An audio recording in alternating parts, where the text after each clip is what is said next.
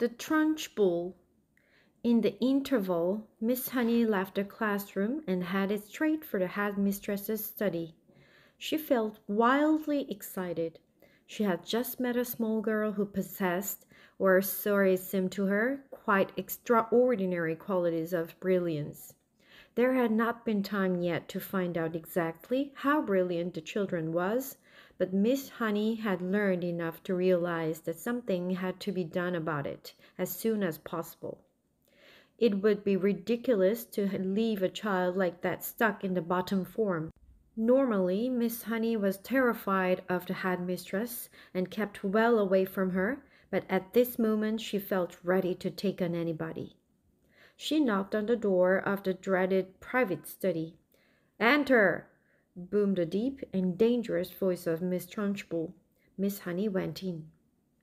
Now, most head teachers are chosen because they possess a number of fine qualities.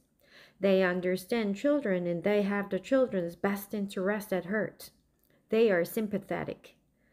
They are fair and they are deeply interested in education. Miss Trunchbull possessed none of these qualities, and how she ever got her present job was a mystery. She was above all a most formidable female. She had once been a famous athlete, and even now the muscles were still clearly in evidence. You could see them in the bull neck, in the big shoulders, in the thick arms, in the sinewy wrists, and in the powerful legs. Looking at her, you got the feeling that this was someone who could bend iron bars and tear telephone directories in half. Her face, I'm afraid, was neither a thing of beauty nor a joy forever. She had an obstinate chin, a cruel mouth, and small arrogant eyes. And as for her clothes, they were, to say the least, extremely odd. She always had a brown cotton smock, which was pinched in around the waist with a wide leather belt. The belt was fastened in front with an enormous silver buckle. The massive thighs, which emerged from out of the smock, was encased in a pair of extraordinary breeches, bottle green in color and made of coarse twill. These breeches reached to just below the knees, and from there on down she sported green stockings with turn-up tops, which displayed her calf muscles to perfection. On her feet, she wore flat-heeled brown brogues with leather flaps.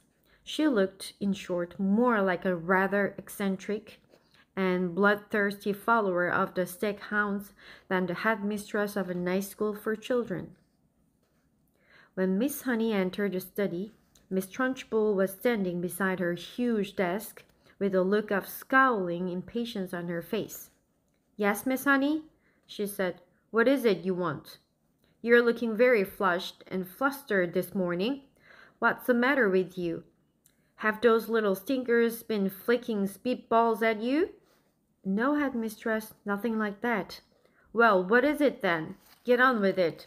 I'm a busy woman." As she spoke, she reached out and poured herself a glass of water from a jug that was always on her desk. "There is a little girl in my class called Matilda Wormwood," Miss Honey began. "That's the daughter of the man who owns Wormwood Motors in the village." Miss Trunchbull barked. She hardly ever spoke in a normal voice. She either barked or shouted. "An excellent person, Wormwood," she went on. "I was in there only yesterday. He sold me a car, almost new, only done 10,000 miles. Previous owner was an old lady who took it out once a year at the most.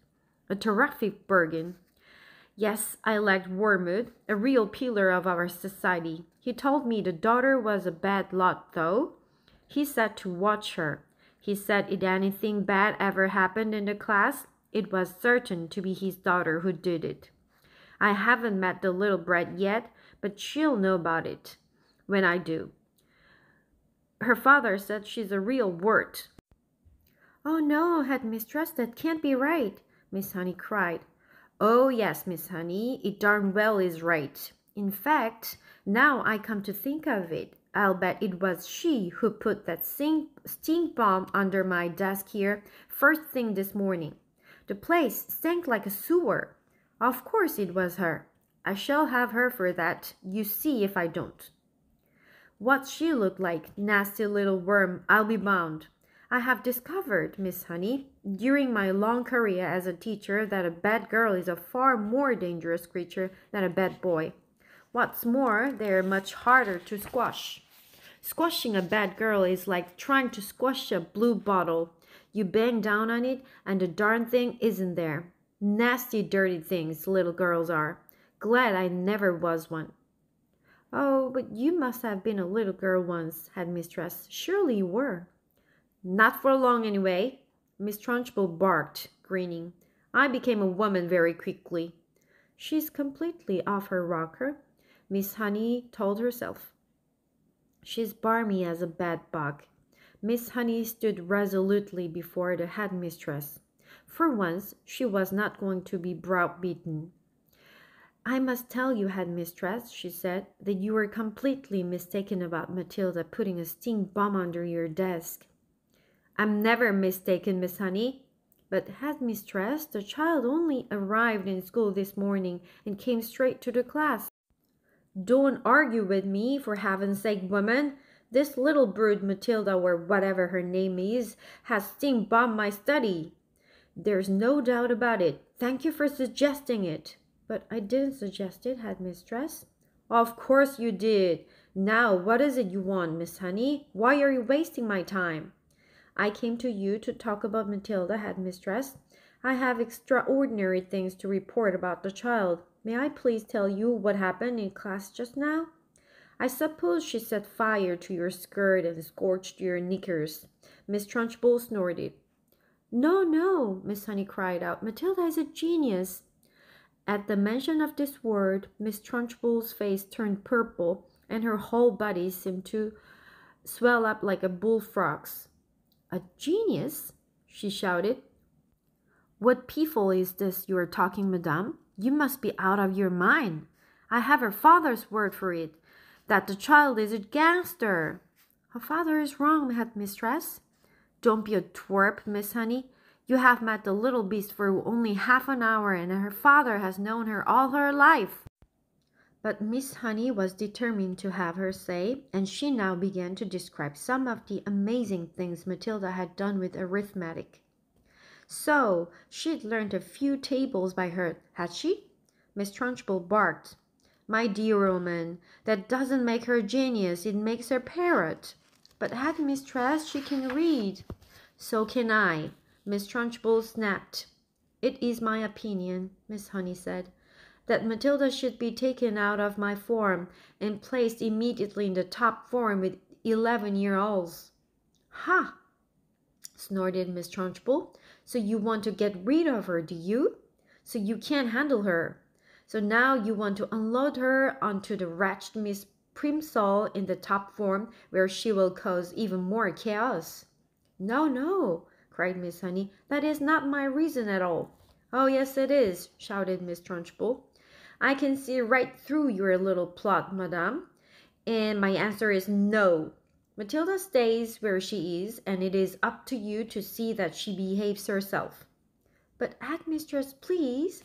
Not another word, shouted Miss Trunchbull. And in any case, I have a rule in this school that all children remain in their own age groups, regardless of abilities.